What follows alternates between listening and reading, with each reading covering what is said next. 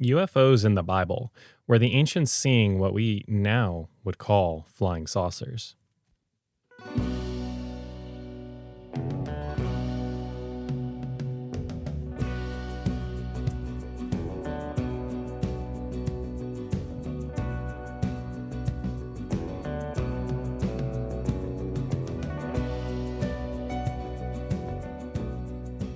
Welcome to Musings on Mysteries and the Mythical Matrix. Ladies and gentlemen, mystery seekers, musers, conspiracy theorists, interdimensional philosophers, seekers of truth, comparative mythology enthusiasts, and last but certainly not least, all of you that desperately cling to your confirmation bias. Whether your interest is Atlantis to Zeus, cuneiform to quantum physics, we tackle it all from our quantumly entangled castle tucked away in the ancient flood-battered central Pangaean mountain range. We're the one-stop shop for mystery, history, and comparative mythology. We're a podcast dedicated to exploring the ancient, mysterious, and unknown with logic and reason, and where we also theorize the geometric fourth dimension exists and is the spiritual. Only trigger warning for this episode is a logical conversation on fringe topics. So if applying the Socratic method on that would be disturbing to you, you'll want to turn off the podcast now. All right, over to you for our psych fact, and then we'll jump right in. Oh, I'm sorry. I still had you muted. How dare you? I am so sorry. Anyways, Steven's going to yell at you for me. Your music taste determines your perception towards the world. And it also is tied to personality. Yeah. That's interesting. So if someone likes rock or heavy metal, a lot of people perceive it as aggression and anger, but it's actually been found that the listeners of that music are gentle, creative, and introverted. I can agree that that's true because you do like your rock music. Yeah, my screamy sessions. Yes, you don't really listen to screamo so much, but yeah, it's healing for the soul. But would you say yours is like your favorite pop? Should I go with pop? Sure. I mean, pop is one. I also like cinematic music. I'm kind of all over the place, though. Well, they don't have cinematic, but for pop, that's more associated with extroverted, honest, and conventional. Okay, yeah, that's accurate. Yep. This sounds like astrology, but from music. It's not really astrology. Like, there's psychology to it. I get that, but it still sounds like it's a little more nuanced. It's a little more. Yeah. Anyway, but that's interesting. I thought it was interesting. Yeah. Yeah. No, that is definitely very insightful. All right, so we'll jump right into episode overview here. So what are we going to be doing this episode? We're just basically going to go through, I'm going to read a bunch of Bible verses and we're going to discuss them because I think that some of these could potentially shed some light onto a UFO phenomenon. So we're just going to do verse discussion, and that's pretty much it. So there's not going to be a lot of chapters for this if you're listening on YouTube. And then we're going to discuss like the so what and why this really matters at the end. And then we'll jump into some housekeeping. I'll briefly mention some stuff I'm working on. That's been taking up my time instead of podcast episodes themselves. Discuss a little bit of Sumerian stuff because I've been making some headway on that. And then we'll be doing closeouts. And Harry, make sure you listen to the closeouts. Otherwise, you're going to miss that we switched to like every third week again. Because Harry messaged me. He's like, hey, where's the episode? And I'm like, oh my gosh. Like I said at the end of the episode, were you not listening? He's like, oh yeah, I usually tune out at that point. I'm like, well, maybe don't do that, you know? I mean, hey, if you don't care about updates, then go ahead and tune out. But we also apologize. This one is coming out late. Yeah, this one's pretty late. The next one might be 2 or 3 weeks. It kind of just depends. I've got some big work stuff coming up, and then I just got a lot of projects. And then we had some stuff where we had to go to the hospital this past week. Everyone's okay, but there was a little bit of potential scare with some minor health issue things, and I'll leave it at that. So, but we're all okay, all good. It was false alarm, but that definitely very negatively impacted our recording timeline. That and other things, because you were drowning in like more school assignments than usual as well for a couple of days. So, this week it's really nice and easy. Oh, well, that's good. Glad to hear it. All right. I will throw a quick disclaimer here before we actually jump into the verses themselves. I'm not necessarily saying that any or even like all of these encounters that we're about to read are specifically UFO, UAP related. But it's just something I want to kick out there and to change how you as the audience thinks about the things that we read in these ancient texts, and to not just read them necessarily cut and dry, but to just explore all the different logical possibilities and engage in the Socratic method. Whether you're a Christian and you're like, no, these aren't UFOs, these are demonic spirits, okay. Whether you're an atheist and and or agnostic and say, you know what, UFOs just don't exist. I don't believe in UFOs at all. Okay, still like play this through. Or whether you're a dedicated UFO believer and you're like, yes, that cloud I saw yesterday was a UFO. Like wherever you fall on the spectrum, I'm trying to give all the extremes here. Wherever you fall on the spectrum, I invite you to engage with this logically and to just to hear this episode out. We're going to kind of play with some ideas, and this was a factor for me coming to the conclusion of the premise of the show, which is the geometric fourth dimension is the spiritual. So just see where you fall on that. I will also state for the record right off the bat here, I am not a huge fan of the ancient spaceships of the Anunnaki theory that we see Zechariah Sitchin and Billy Carson put forward. Avid listeners know that. I will clarify this again for new listeners. I'm in the process of learning Sumerian. I've been learning Sumerian for about 8 months-ish about now. I started learning beginning of the year 2025. I have yet to see any evidence for the way that Sitchin or Billy Carson would read these texts at all. It seems to me more just a creative reinterpretation that when they're mentioning gods that they're just space aliens. It doesn't really seem like anything that the Sumerian text in of itself supports from what I've seen at this point. If anyone has data points they could send me to that I could look into with my Sumerian knowledge to see if there's any potential for something there, please let me know. Please send that to me, mduckwad.musings@gmail.com. I'm happy to take a look. I'm open to the perspective, but I don't see any evidence for it. It just seems like people taking these myths out of context and just reinterpreting through them the ancient astronaut lens with zero reason to do so. So yeah, it's not really a secret way to read the text from what I've seen and what I know about Sumerian at this point. All right. Unless you have anything you want to add to that lengthy side note, we'll jump right in. Go for it. All right. So first verse we're going to start with is we're going to go over to Ezekiel. I'm going to read from Ezekiel 1, 4 through 28, and then 10, 9 through 22. And we're going to discuss the spinning wheels in these passages because they are pretty interesting. Oh, okay. You need mic muted.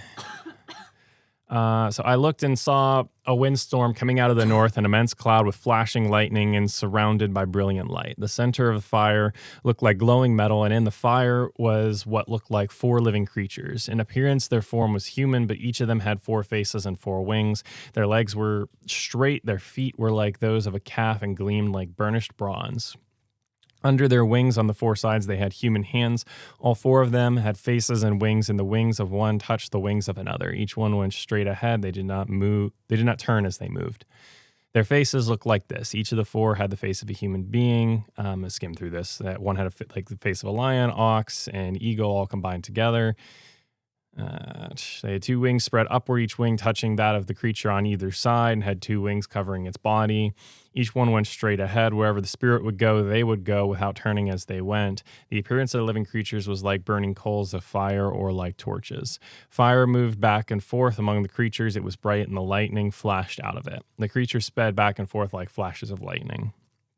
As I looked at the living creatures, I saw a wheel on the ground beside each of the creatures with its 4 faces. This was the appearance of the structure of the wheels. They sparkled like topaz. They all 4 looked alike. Each appeared to be made like a wheel intersecting a wheel. As they moved, they would go in any one of the 4 directions that the creatures faced. The wheels did not change direction as the creatures went. Their rims were high and awesome, and all 4 rims were full of eyes all around. When the living creatures moved, the wheels beside them moved, and when the living creatures rose from the ground, the wheels also rose. When the spirit would go, they would go, and the wheels would rise along with them because the spirit of living creatures was in the wheels. When the creatures moved, they also moved. The creatures stood still, it stood still. I'm skim ahead a little bit here.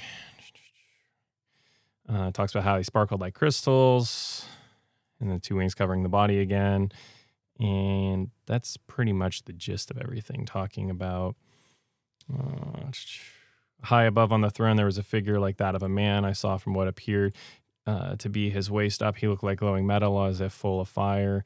And that from there down, he looked like fire, and brilliant light surrounded him. Like the appearance of a rainbow in the clouds on a rainy day, so was the radiance around him. And then Ezekiel 10, this is just like 2 verses. Then the glory of the Lord, hang on. No, okay, I have the wrong one pulled up, 9 through 22. But I guess let's stop and talk about that, because that's a lot of words to just like keep going. But there's some UFO sightings that people have recorded. And again, it's hard to know how many of these are legit and how many of these are just like, Photoshop AI these days, even too. Special effects, U.S. aircraft being tested. Like we've talked about UFOs in length on the podcast. But there are some that do seem to kind of match this wheels within wheels description. And I think this was back when I was a bit less serious about Hebrew, but I think there was some nuance to the eyes translation where it was surrounded with eyes. And another way to possibly, don't quote me on this, but to possibly translate this is that it was gleaming all around and not that it had eyes all around. So like it was just very shiny. You asked me to mute you that I know. time. That's why I didn't say anything. I just laughed. Yeah, but this reminds me of, because in Ezekiel's vision, that's with the Ophanim.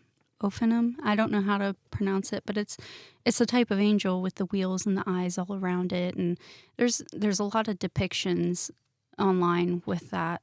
Here, that. Yeah, probably Ophanim. Yeah. But that's kind of where I'm going with this. Now, I don't know if it, like you said, I don't know if it literally means eyes all around, because it could just be a poetic thing. Yeah, and that's the thing too. There's a lot of nuance to these ancient languages to where, yes, we have certain gloss terms for what these words mean, but that shifts. And this is what a lot of scholars miss when they try to be overly academic and overly clinical in looking at these texts and these lexicons. Yes, lexicons are useful. Don't get me wrong. But there's a lot of idiomatic meaning that gets lost in the language. And you have to keep in mind that even like the English language, so like, I'll give an example here because this one's in the forefront of my mind. Awful used to mean like bad, it means now bad, like a terrible thing. But back like 100, 150 years ago, it used to mean the exact opposite. It meant something that would fill you with awe, wonder, a good thing. If I said I was gay in the 1900s, that means that I'm happy. If I say I'm gay now, that means I'm attracted to the same gender. But the thing is, it could mean either now. Yes. It's not just the one or the other. But it's overwhelmingly understood to be that now if I were to say that's like I'm gay, that I'm attracted to the same gender. Yeah. Not many people would look at that and be like, oh, he just means he's happy, because the meaning of the word has shifted just in the span of 100 years. And we don't have the text spanning these thousands of years that these ancient texts were like written. Like we don't have enough documents to know all the enigmatic meanings and all of the ins and outs. Especially because not everyone would be able to read or write. So a lot of it would be spoken and not written. And so these words would have flex and meaning. And so it is important to understand that going in. Now, I'm not saying we can't be confident into what these texts are saying, but I'm just saying that trying to apply, because I've been criticized for this before by a scholar, trying to apply an overly rigid perspective on how we read and look at texts is dangerous as well. And it's too clinical, and that's not how the real world works. It's like you at least have to be open to the possibility that it could mean something else. Yeah, and I mean, like you have, it's like like the nerd comes along and he tells you, well, if you hit with 50 kilonewtons from the right and you get them at a 12-degree angle on your chin with your fist, you should be able to knock this person out. And it's like you go into the real world and nothing is ever that clean cut. In any kind of sparring match or any kind of fight. So it's like you have book smarts and then you have street smarts. And that's what, no disrespect meant to these institutions, but that's what, I think a lot of these institutions tend to struggle with that are, high prestige, is that there's the book smarts and the book knowledge that they impart to their students that then go on to be doctors in the subject, but they don't learn the nuance there of the street smarts. And that is very important when we're talking about something as dynamic and accessible to everyone in a particular culture for a particular period of time, like language. So it's important to keep in mind. But circling back to this passage here, I think the wheels moving around with the creatures is of interest to me. I think it kind of seems like this is like something maybe synced up to their spirits or maybe even technology, because the other passage here, the Ezekiel 10 one, I'm not going to read this one actually, I just kind of pull some pieces out. But we have, there's 4 wheels around these cherubim, and they're moving with these cherubim. Well, cherubim and Ophanim are 2 different. Yeah, but it says cherubim. Angels. Okay. It's moving with them. I just like wanted to clarify that. Yeah. It says so this is from Ezekiel 10:11. As they moved, they would go in any one of the 4 directions the cherubim's face. The wheels did not turn about as the cherubim went. The cherubim went in whatever direction the head faced without turning as they went. So again, you have this kind of thing where these shining wheels that may have eyes, that may not have eyes. I should have done some more research and double checked that, but yeah. Did you see the Book of Enoch? Excuse me, the Book of Enoch. They referred to them as many-eyed ones. I don't know how true that is. I'm just kind of looking at, a website here that kind of goes over. I don't recall that from reading the Book of Enoch, but that's interesting. I'll have to. It just says 21 and then 21:1. Okay, yes, that'd be the verse, like chapter and verse. Yeah. I'll have to look at that then at some point. But yeah, I'm sure Stephen will have a comment because he's a big fan of the Book of Enoch. But hit us up, Stephen. Yeah, this may relate to where the Watchers comes from as well in terms of Book of Enoch. I'm sure Stephen will be like, no, you're getting this all wrong. But yeah, I was just prepared to talk about the UFO encounters and weird encounters, not so much the nuances of all the angels for this episode. So fact check this section. But there's people that depict aliens as, having... I mean, I've heard of it before where people have said about they have multiple eyes or, and then the wheels, it's kind of like reminding me of the oscillating, like just technology in general. Like it's very futuristic if you think about biblical times. Right. Yeah. It's just, you have a lot of stuff where... Yeah, it seems almost like technology if you read this with a modern lens, but that might be a slight oversimplification, as we'll explore here later. But we do need to take a break. We just looked at the time. It's already 18 minutes in, so time flies when you're having fun. We will return in a moment to talk about 2 Kings, because I think there's a very interesting encounter there. Don't fly away.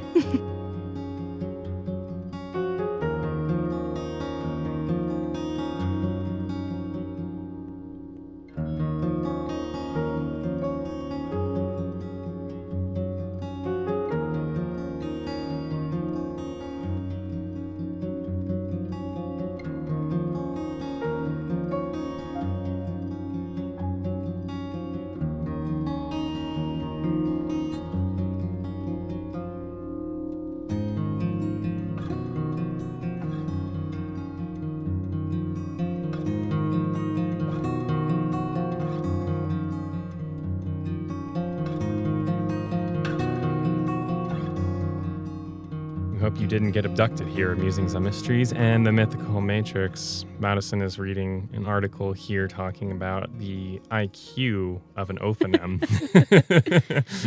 The rabbit holes we go down during short pauses. Also, how dare you use my legal name? Am I supposed to call you Chariots for Queen? I think that's Queen in Akkadian. I'm rusty in some of the basic vocab. I'm deep into the Akkadian weeds at this point. I had to look up what this number was because it was so big. But this website, I'm not convinced that this is a credible website anymore, but it says that the average Ophanim, or Ophanim, however you want to pronounce it, has an IQ ranging from 440,500,000 to 1 sextillion, 940 quintillion. Like what even? Yeah, let's call in the average sampling of both of them to sit down and take our standard IQ test and see where they fall, and then they fall astronomically out of the chart. But, where did they even get that number? I don't know. But to you, using a random, unreliable website, I do have to say, Wikipedia? It's not Wikipedia. It's Bible Fandom Wiki. Okay, so it is a wiki. All right. I know. I'm doing the very thing that I told you guys not to do, so don't quote me on this stuff. Feel like Obi-Wan and I'm only Star Wars. saying that. You became the very thing you swore to destroy. Yes. Yeah. But that's why I'm making fun of it, because it's so outrageous. Mm-hmm. Yeah. But all right. So let's hop over to 2 Kings, because this one's an interesting one, and I will probably talk about this one for a little bit. 2 Kings 2:11. So as they were walking along and talking together, this is Elijah and Elisha, 2 different people, 2 prophets. One's the apprentice of the other. And suddenly a chariot of fire and horses of fire appeared and separated the 2 of them. And Elijah went up to heaven in a whirlwind. And it's like, you listen to stuff like this and it's like, okay, this sounds like something bizarre. This is almost like a UFO abduction in a sense, where it's like fire kind of wraps around and takes Elijah up. It's also kind of hinting at like the miraculous transportation, like instantaneous time warp transportation in a sense.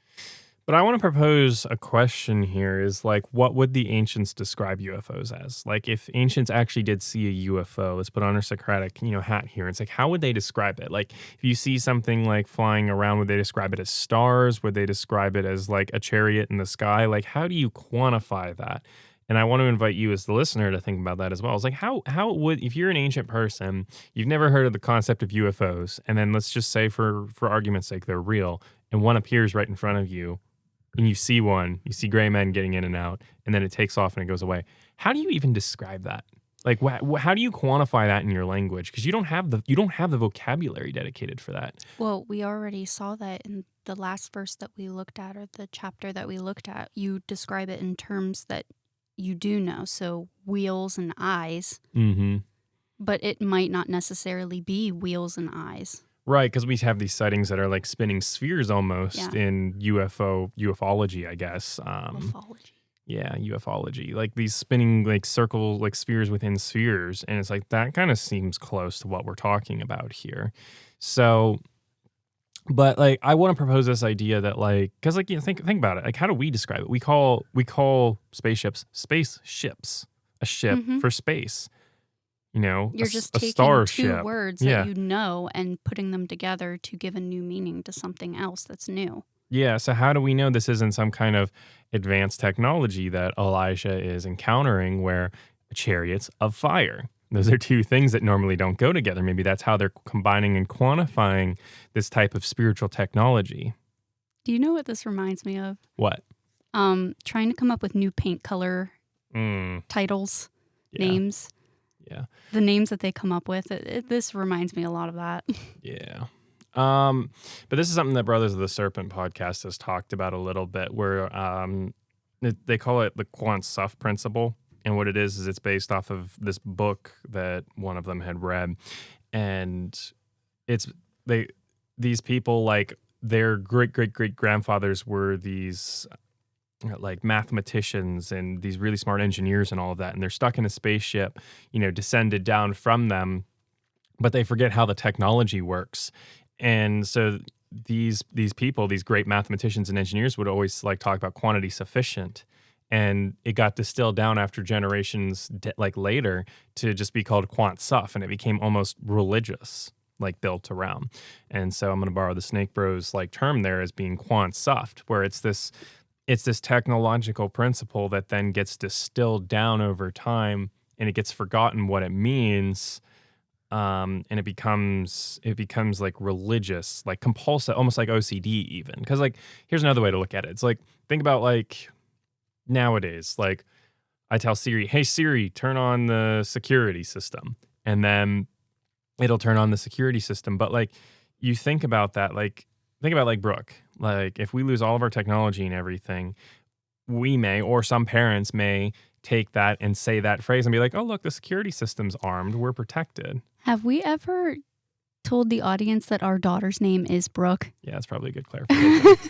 Because you just mentioned her name. I'm like, wait, I think we've only ever said our child. Yeah. I'm not sure. But yeah, there you go. Brooke is our child. Yeah.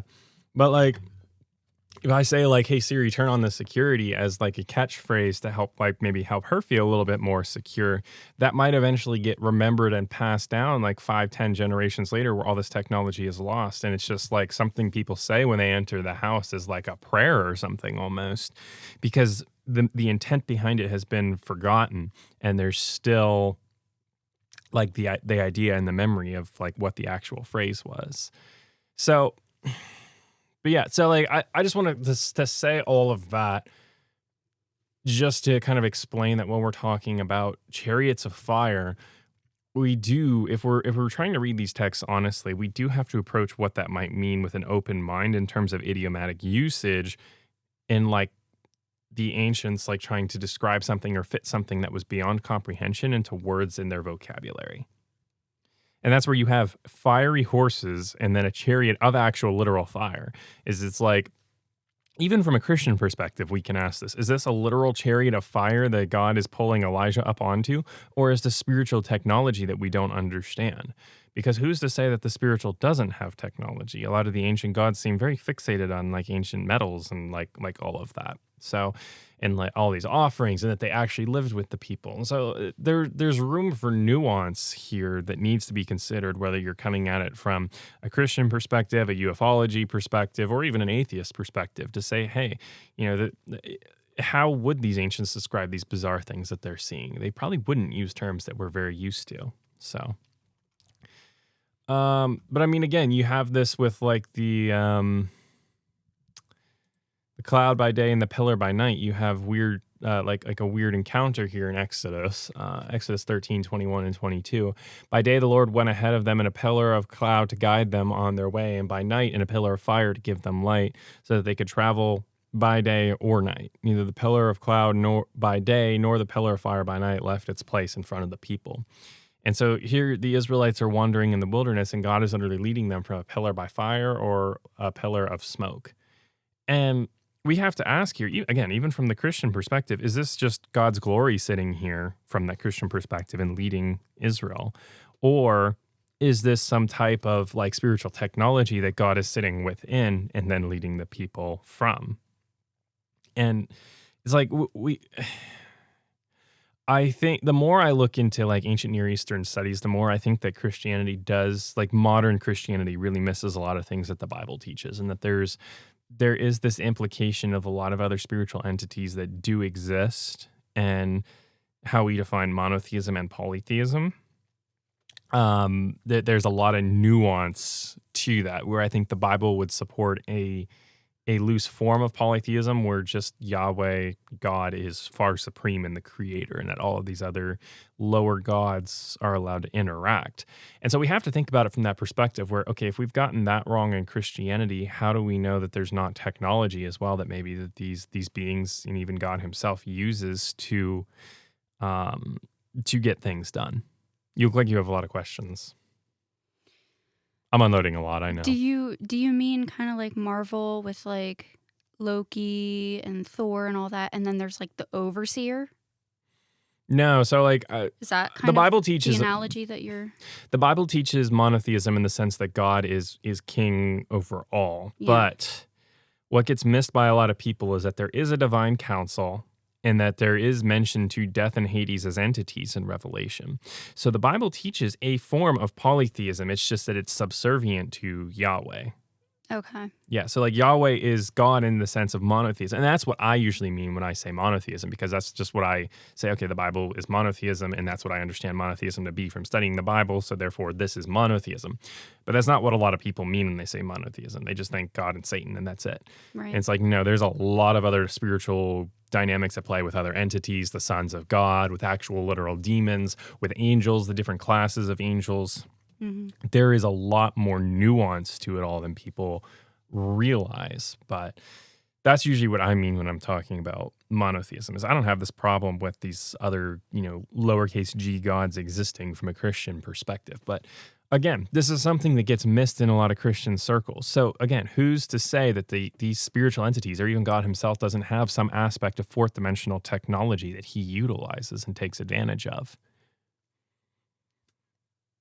I don't know. It's just it's a thought. Again, it's like we don't know if even from the Christian perspective, if we're looking at a pillar of fire and a pillar of smoke, is this just literal God's glory? Is this just what happens when God as a being shows up, or is this God on some type of craft that He's made to ease His travel? But why would he need something to ease his travel if he's everywhere and nowhere all at the same time? Because there's a difference between like omnipresence versus like God's literal physical presence coming down. This is going to get way into the weeds of a whole nother topic if I try to answer this. We're going to be here for 3 hours, or we'll have to split this into parts. But there's a lot of nuance to it where like the Bible would teach that. I don't know a specific verse to back this up. So let me rephrase this. General Christian theology is that God is present everywhere in a sense, but that his spirit, his literal physical manifest presence is not everywhere at once. Okay. So it's kind of like a duality, like quantum physics. Like how Schrodinger's cat, the cat is both dead and alive until you open the box. It's like. And Carl, or the one guest that we had that was in the wedding, I've tried to get him back on, but he's just too busy. He has a theory that God exists in, I believe, superposition, which is that quantum state that I'm referencing there. So there is some credence and argument to be made for that, and that quantum physics might support some things that seem contradictory to us in a general physics sense, but that quantum physics might explain more. And this is where I think quantum physics kind of plays a little bit into the fourth dimension. But that's a lot. I'll let you have any other questions on those general topics that I'm throwing out there? Not at the moment. I will circle back actually real quick because we did also mention within the wheels that there were these other angels flying around the cherubim that had 4 different faces all in one.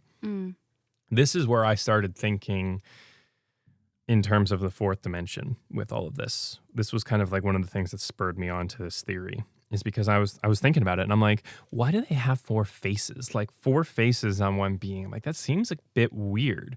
But then I'm like, maybe not if it's really just one face, but it's superimposed into the third dimension.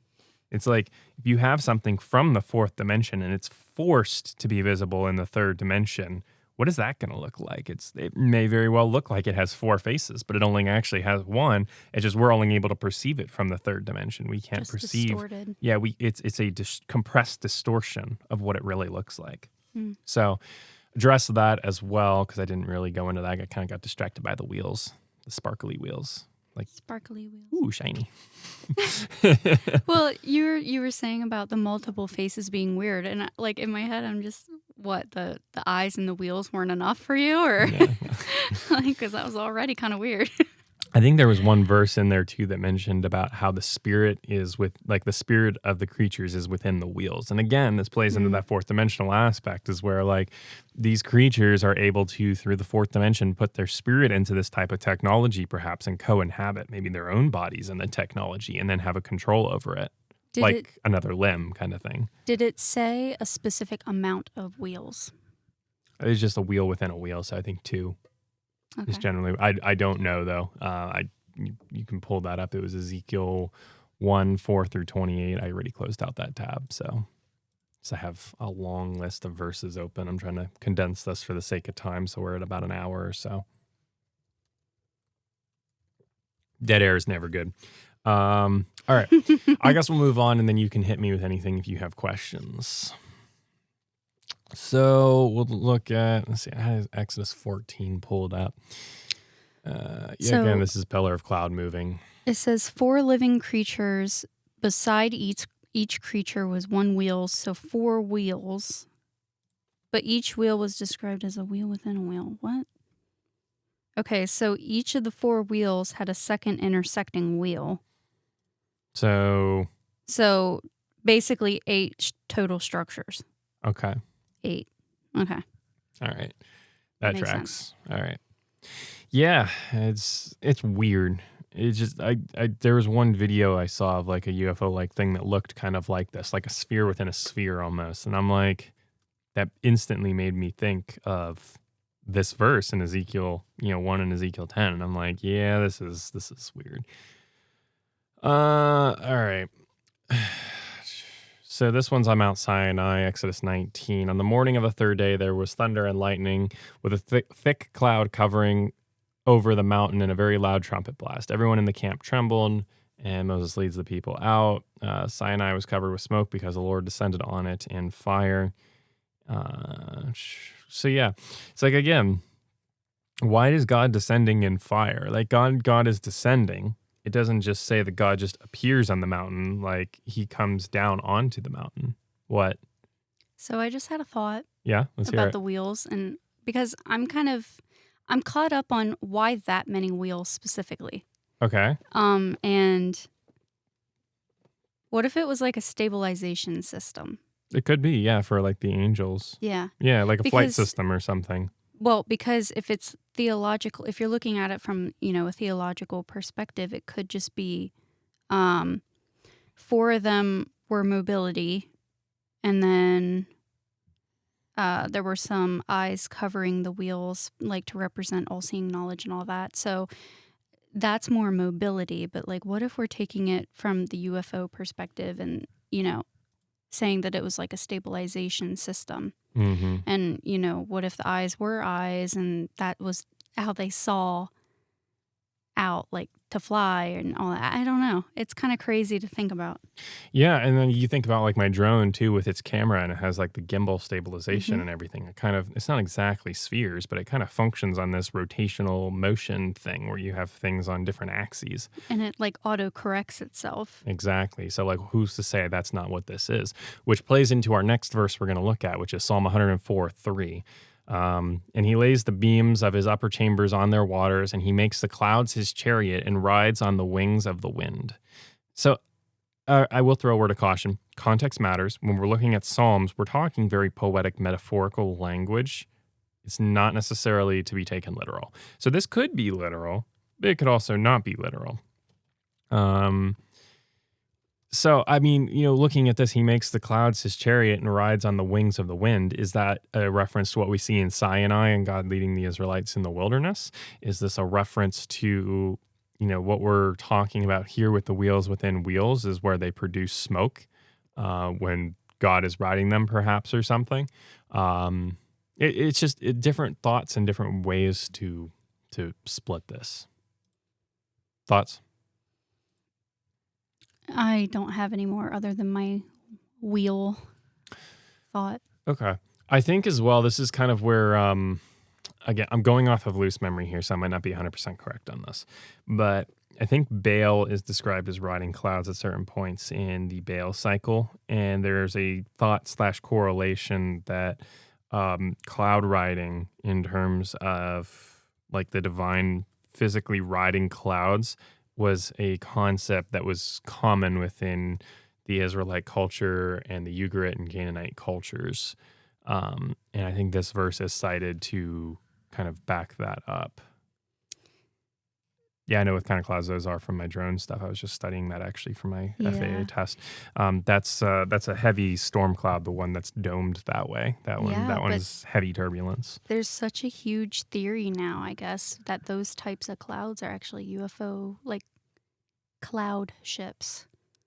Yeah, that's interesting because that is shaped that just in like ufology too. I forgot about that. Yeah. Where there are clouds that are believed to just be covers for an actual UFO craft. Yeah, like cloud-like vapor or smoke. I mean, yeah, that's kind of crazy. Yeah.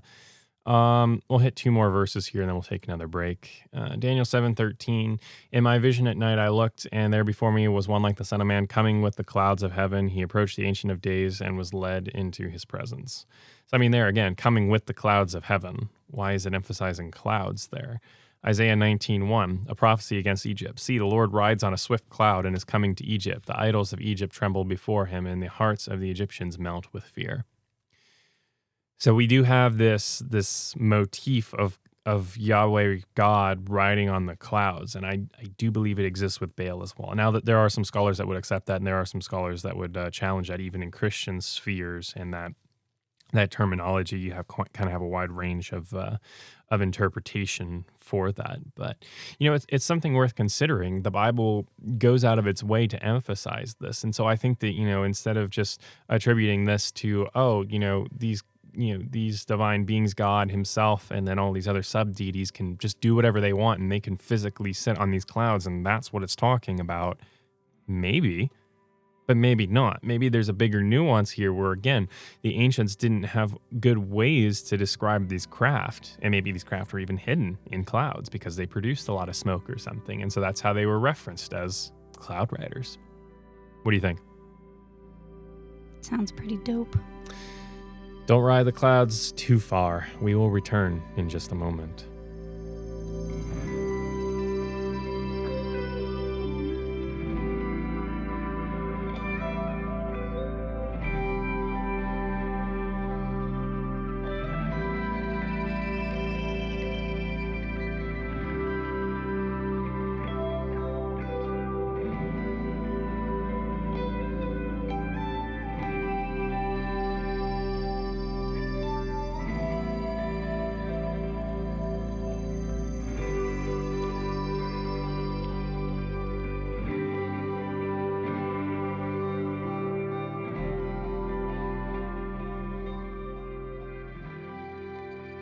Riding on the clouds here, musings on mysteries and the mythical matrix. Is it a craft beneath our feet, or is it just vapor in the air?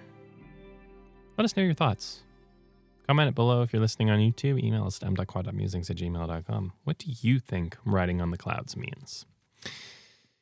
One other thing, too, I think the Ezekiel passage, I don't think it mentions necessarily that the angels are flapping their wings. That there are two wings covering them, that there's two wings extended, and they're just moving through the air. In Ezekiel's... Sorry. How I'm sorry, my queen. dare you? Ezekiel's vision, you mean? Yeah, Ezekiel 1 or Ezekiel 10 should be mentioned in both. As you look that up, though, I'm going to move through the New Testament here a little bit, some verses that I think are of interest. Mark 9:7 talks about that a cloud appeared and covered them, and a voice came from the cloud. This is my son whom I love. Listen to him. So again, this cloud motif is persisting. Again, Luke 9:34-35 confirms this. And then when Jesus ascends in Acts 1, after he said this, he was taken up from their eyes, and a cloud hid him from their sight. So again, we've got this persistent cloud coverage motif. So yeah, you find anything on Ezekiel yet? So I have heard this before, but with two wings, they covered their bodies. And then with other two, they stretched upwards.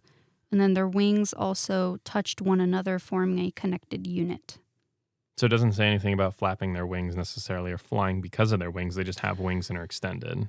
I mean, stretched upward, I feel like that would imply that those two, but what's to say that, something else was keeping them flying, and those were just not decoration, but they were for another purpose. But they can use the wings to fly, but they don't need the wings to fly with the technology. Mm-hmm. Like how we have legs, but we often use cars. Yeah. So it's possible. Again, I'm just speculating here on what this the Bible, the ancient texts are telling us. Another interesting theory I've heard before is that the Transfiguration with Jesus, there was actual time travel involved with that. Because Moses and Elijah, I believe, appear during the Transfiguration, and Jesus is also there. And what's believed to be happening is that Jesus is transcending, at least to some people, the theory goes, that Jesus is transcending time and appearing to Moses on Sinai and Elijah on the mountain as well, all kind of like breaking the time barrier at the same time. So when Peter is seeing that, he's literally seeing stuff that happened in 1,500, 1,600 BC when Moses was alive. And then he's seeing stuff at around probably 800 BC when Elijah's alive. And then he's right there in 30, 31 AD with Jesus. And he's seeing all three of these things happen at once. And that's one interesting theory as well. I don't know how much on board with it I am, but that is another interesting nuance to explore when we're talking about this idea of UFOs, is it's, you also have this time bending aspect that's a possibility. So, which then ties into what we have in Acts 8, which is where Philip is just taken and he appears somewhere else. So Philip baptizes a eunuch, and says the Spirit of the Lord suddenly took Philip away, and the eunuch did not see him again, but continued rejoicing. Philip, however, appeared at Azotus and traveled about preaching the gospel in all the towns until he reached Caesarea. And so you've got to wonder what is meant by the Spirit of the Lord suddenly took Philip away. Is that just an instant transportation thing, like where he teleports to somewhere else? Is it where like the Spirit of God just comes and grabs him and makes him go flying away, like he just goes soaring up into the sky like a rocket? Or is it that there's some kind of technological craft involved where the Spirit of the Lord comes and uses a vessel? And, the passage is vague. So, and this is in Greek, which my Greek is like the weakest out of all the languages I'm learning right now. So I'm not even going to take a stab at that. But it's just, I want to promote thought with this episode. Like I'm not here to present an absolute answer. I have my own theories, but I just want to play with these ideas and put it forward and propose different ways to read them to change how you look at these ancient texts. Yes, Chariots? I had another thought. What if Moses and Elijah were pulled forward? That's another one too. Or if, the witnesses were pushed back to see them. What do you mean the witnesses? The people who saw. Oh, yeah, no, there's any number of ways to split that when we're talking about time travel, I think. There's any number of ways to split that when we're talking about time travel. Yeah, I'm just saying that could also be a possibility, but he exists outside of time. But Jesus was within time for that time. Yes. Yeah. Yeah. It's hard. It's a hard concept, but I maybe could believe it. I don't know. Yeah. Maybe. But yeah, again, Revelation 4, verse 6, we see mentioned in the center and around the throne 4 living creatures, and they covered their eyes in front and back. First is like a lion, second like an ox, third like a man, fourth like an eagle. 6 wings covered with eyes all around, even under its wings. And so these seem slightly different than what we see mentioned in Ezekiel, but there's a lot of similar motifs there with like the lion, ox, and eagle components, with the multiple 6 wings, with the eyes around it, but instead of the spheres this time, instead of the ophim, this is the creatures that John is seeing, which I'm assuming here are cherubim from their descriptions. Yeah. But it's weird. And then again, I do not know the Greek well enough, but I'd be curious to explore if the eyes all around is literal eyes, as in like Watcher's eyes, or if it's just talking about glistening and shining. But yeah. So, and then Revelation 11 also talks about the riding a cloud motif. Then they heard a loud voice from heaven saying to them, "Come up here." And they went up in a cloud while their enemies looked on. This is talking about the 2 witnesses that have been resuscitated after their death. But they go up to heaven in a cloud, which is interesting. And then you've also got to think too, like, because it's believed that one of the 2 witnesses may be Elijah that comes back for that in Revelation, at least according to Christian theology. So you've got to wonder too, are they taken up in a cloud because John is an onlooker? But what happens when you have something that's on fire? You have smoke, right? So you have a chariot of fire with horses of fire show up. Who's to say there isn't going to be all sorts of smoke around that? So when we have Elijah being taken up to heaven, Elisha, the other character there, sees it because the chariot of fire literally separates both of them, and then it takes Elijah. But maybe to onlookers, it just looks like a cloud. Maybe that's just what it produces. It produces a smoke cover around it. And he knew it wasn't that because he literally saw it and he was like in its midst. But people looking on don't like know that, don't know what's actually on the inside. And this plays into that UFO and the cloud kind of a thing where like this thing might actually just be the chariot of fire with a cloud cover. I don't know. It's I want to think about these verses and what the Bible is saying in different ways and understand the technology here. Last key verse.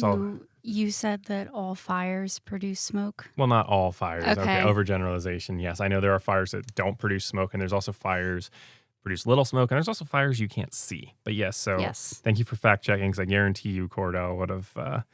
Actually. Sorry, Cordell. Throwing shade at you. Oh, man. But yeah, no, I'm sure Cordell would have been like, hey, you're wrong. There's this, and this type. He'd probably know the exact type of fires, too. That's where you're wrong. Yeah. Yeah, it just depends the materials that are on fire, too. Right. So, yeah. Yeah. I just wanted to make sure. Revelation 14, last verse I have pulled up here. I looked, and before me was a white cloud, and seated on the cloud was one like a son of man, with a crown of gold on his head and a sharp sickle in his hand. And another angel came out of the temple and called in a loud voice to him who was sitting on the cloud, take your sickle and reap, because the time to reap has come, for the harvest of earth is ripe. So he who was seated on the cloud swung his sickle over the earth, and the earth was harvested. And so you look at stuff like this too. It's hard to know how much of this is metaphorical and how much of this is literal. Is it literally, from that Christian perspective, again, is this literally just a big Jesus taking a big sickle, swinging it over the earth and stuff happens? Or is this like metaphorical? Or is it metaphorical to us in the third dimension, or does this actually happen in the fourth dimension? And that we only see the consequences of it in the third dimension? Or is this something that happens that we could see when it happens, and that it's just a sickle with like divine power, like how you have like your divine weapons in like a lot of like video games and all that? But why would he, if it is literal and he used a sickle, why would he feel the need to use a sickle when he created the earth and just spoke it and it became? It's a good question. I think this comes into the nuance of like the level of creation, where like God is all powerful, but there's a lot of limitations that God has on his presence of being all powerful because of the nature of his creation that he's created. And I think a lot of people miss that, because Christians will just say, well, God's all powerful, he can do anything. And it's like, yes, that's true, but there's a lot of nuance to that, because God, like God, you can't break the law of non-contradiction. So, for example, can God create a rock so heavy he cannot lift, that a lot of atheists like to point at and be like, look, see, this proves that God doesn't exist, because, if he can create a rock so big he can't lift, he's not all powerful. And if he can't, then he's not all powerful. Like either way, they're right. Yeah, but it's actually a contradiction, because I forget how this exactly went. I had this figured out. It's really like, it's very nuanced. But in the definition of being all powerful means that you can create any rock and lift it at the same time. Like, it's within the definition of being all powerful. So it's really just changing the definition subtly. And so it's a logical sleight of hand that these atheists, intentionally or unintentionally, because I'm sure a lot of people don't really think it all through. But a very simplified version of what you just said is God is defined as truth. Truth cannot be contradictory. Right. That's a beautiful way to put it, actually. But yeah, we have to understand that there are limitations on God. So where he can speak and creation comes to be, the nature of his creation is such that I think there's a lot more limitations to his all-powerfulness, just because of the creation he's created. Not because he's limited in his power, but because he's set certain guide rails and everything to it. But yeah, we'll take a quick break. Then we're going to talk about the so what here, I think, next. Yeah, and then we'll do some quick housekeeping items, and then we're going to be done. But the TDLR. Yes, sure. More like the why should you... TLDR. Yeah, more like the why should you care what we talked about the last 54 minutes and 9 seconds. Yeah. All right, we'll be right back.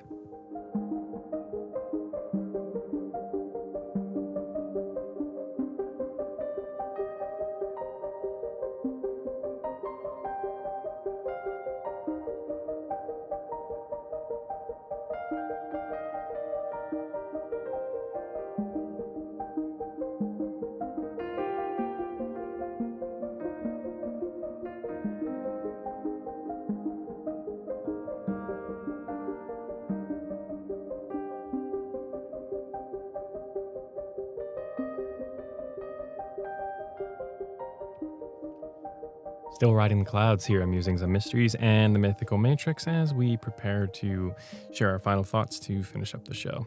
But yeah, watch me say that, and then it's like, yeah, there's a 3-hour-long episode. What rabbit hole did they go down? It better not be. No, I don't have the mental energy for that today. Especially since we're already like 4 days late recording this one. So it might be 3 weeks before you see another episode because I have a lot of work stuff that's piling up for this next month. So if you don't hear from us a lot, know we're still here. And you can always join the Discord because I do still, even if we're not posting episodes, I still throw comments out in the Discord, at least in the Research Bites section. But yeah, so questions here to kind of promote some thought for generally the audience, and if you have anything to add. What if spiritual technology what if the spiritual has technology of its own? And that's what we're seeing at play here. You know, what if the spiritual is like what we have here? It's just an extra dimension added on. And that's what kind of spurred on the whole M-Quad theory, is that idea, that question, that premise being put forth after looking at what the textual evidence has to say. So, I mean, listeners here have a lot of different options on how they want to interpret this. Ancient alien lenses, the first and foremost. Oh, it's just all ancient aliens, and that all these biblical encounters with divine entities is really just, aliens with powers, and the ancients just deified them. Next up is the biblical lens, God revealing himself with all of his glory and power. And I mean, there's the human lens, the secular, naturalistic lens that you can look at this. It's just ancient people framing the unknown with imagery that they had, where they see these really weird clouds and they just describe them as, there's a deity riding on that cloud. Like just poetic sense. Yeah, like it was just a poetic sense, or even just a way to explain the unknown. Mm-hmm. And then, hey, maybe it's just tall tales, like it's all made up. But then I do have to ask, if that's the view you've come to, why are you listening to the show? Clearly you're curious and you think there's something more. If you thought this was all tall tales, you probably tuned out in the first 5 minutes, I imagine. But yeah, hey, to each their own. My biggest gripe, though, is that I think everything tends to get filtered through the naturalistic lens, the worldview of naturalism, that we can explain everything with the phenomenon we currently have previously witnessed, test, observed, repeated, and predicted through the scientific method. It could be true, but it's a dangerous starting assumption to assume is absolute, to assume absolutely there is nothing more beyond us that we have not yet been able to quantify because it is just beyond us. I think that there is room and wisdom to acknowledge what we know and then what we don't know. And I think that there's a lot more that we don't know. I actually just made that point for a school assignment that, modern science is heavily based on naturalistic views, but there were a lot of,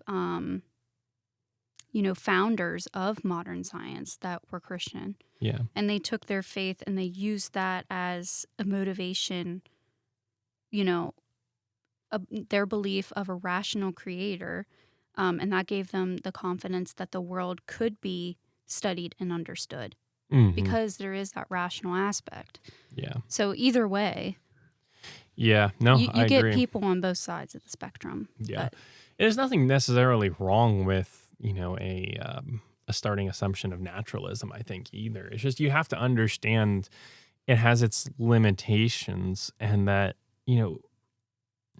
Einstein said that as knowledge expands, so does the circumference of ignorance. How do we know our knowledge has expanded enough to definitively and confidently have ruled out any supernatural explanations? Like we probably don't even know what we don't know in terms of technology of the spiritual. Like we barely could be just scratching the surface, where things like quantum phenomenon start to seem a little bit like what we would understand as spiritual when you dive into them. Potentially they have potential to be understood with nuance as ways that the ancients may have quantified certain spiritual components. We haven't even explored all of the ocean. Yeah. So we haven't explored all the ocean. We haven't even been to another planet with a human being yet. We've only been to the moon. It's like we have so... Yeah. Okay. Yeah, we've not put a person on Mars. I would know. I wanted to be the first person on Mars when I was like 13. That'd be pretty big. I meant, because some people believe. Oh, you're going the other way with that. Yeah. Oh, you believe in a moon. It's just a holographic image. Yeah. I don't know. I need to pull that one on Phil at some point. Be like, oh, you like when he says that the moon landing was fake. Oh, you believe in the moon? Oh, you believe in the moon? Oh, you're one of those people. He'd get a good laugh out of it. He's awesome. Yeah, he's a good guy. But yeah, I mean, just we don't even probably know what we don't know in terms of like, we don't even have a starting point, I feel like, to answer or even ask a lot of these questions about how the spiritual might have its own form of technology or rules. Because we do see that a lot in like ancient tradition, you know, in like the occult and all of that, where there are a lot of rules that tend to govern these ancient like beings and entities as a general rule of thumb. So we have to, I think we just have to be open-minded. I think to absolutely rule out that the spiritual exists is unwise. I think that we just don't know enough. But yeah, my wrap-up thought, you know, so what? You know, whether you see divine vehicles, ancient craft, or symbolic visions, you know, one thing is clear. Humans have always looked to the skies and seen mystery staring back. So it's a good little... that is a good quote. Yeah, good little quote to leave you with.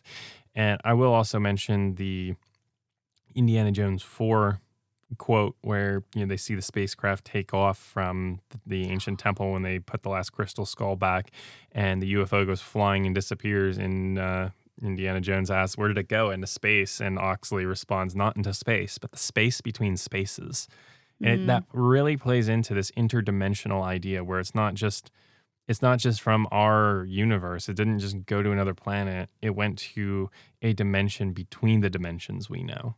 Hollywood knows. Hollywood knows something. The Illuminati. I need to get the Illuminati. Do, do, do. I can assure you that is not the sound for the Illuminati. I'm a little bit tone deaf sometimes. It's fine. Do you... No. It's the jingle. It's do-do-do-do-do-do-do. Yeah, that's it. Thank you. Yeah. I was thinking Jeopardy. Okay.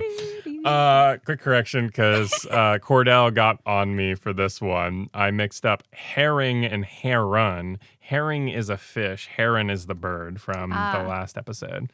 So, actually. Yeah, the actually. Thank you for that catch, Cordell. I appreciate it. It's funny because fish catch, you know. And probably done by the bird, because I think herons do eat fish. I don't know. He'll probably come at me with a fact check on that one and be like, well, actually, they don't. They only eat sardines or something. Sorry, Cordell. I'm throwing a lot of shade on this one. All right. A couple other quick updates, then we're going to close out the show here. I have not dropped off the face of the earth, even though you don't hear from me much more on the platforms. I still am working a ton behind the scenes. I have some big stuff coming in terms of working on consuming a lot of Mark Smith's material, the guy that promotes the monotheism from Israel evolved out of Ugaritic culture. I'm working through a lot of his work and have a lot of issues I've spotted with it, and I'm going to continue doing this work, and there'll be some more content probably in the next month or so that'll come out with all of this. So stay tuned for that. I'm also actually trying to work on an article that I'm going to try to see if someone will publish, talking about the Sumerian king list and how it can be synergized with the Genesis genealogy accounts. I actually had a big breakthrough last week, and I'm not going to share the details yet. I did actually have a listener. I mentioned this to a listener I'm a friend with, and he actually asked for a copy of it. So this will probably be something that, well, if it gets published, it'll definitely be something that's shared on the MQuad platforms. But I found a way to crack, I think, probably 75 to 80% of the Sumerian king list and Genesis genealogies and get them to synergize. So that's pretty fun. And I was really excited about that, because that's like, I can really just hone in on one section of the Sumerian king list to try to explain the astronomically long reigns that we find in one section of it. So I'm working on that as well. And also made some headway with learning Sumerian. I've been trying and struggling for a while to understand the verb chains and like the conjugational verbs, because like the way Sumerian works is it has like the verb root, and then it has all these other like syllables that get added on that cross-reference things. And for the longest time, I was just looking at it and I'm like, yeah, I don't get this yet. And then the other day I was looking at it and I'm like, wait, I do get this now. Because I was able to be like, okay, yeah, this is the prefix, like to say that there's a conjugation coming. This is referencing third person, either a person or an inanimate object. This is referencing like the particular mood of the verb, if it's like a negation or if it's like exclamatory, all these other things. And it's like, and then here's the root verb, and then this ending is for like this case of verb. I'm like, okay, this is finally starting to click a little bit after like 8 months of work. So yeah. That's pretty much all I got. You got anything else? I'm still in school. Yeah, still in school, not doing drugs. Yeah. Not getting 8 hours of sleep either. Yeah. But you're at least still in school. Who needs sleep? Yeah, sleep's overrated. Sleep when we're dead. Wow. Okay. You can tell we have a child that's almost 2 years old. Yeah. All right. Buy us a cup of coffee link is in the show notes. These episodes do take generally a lot of time and research. I'm more in the research heavy phase at this point because I feel like I'd rather produce quality over quantity for the audience. So we've kind of just hit that point where the episodes are slowed up, but we're still here and I still am doing research and learning multiple foreign languages in the background. So if you want to donate, you're welcome to. Always no pressure, but $25 donation or more will get you mentioned as a producer for the upcoming show.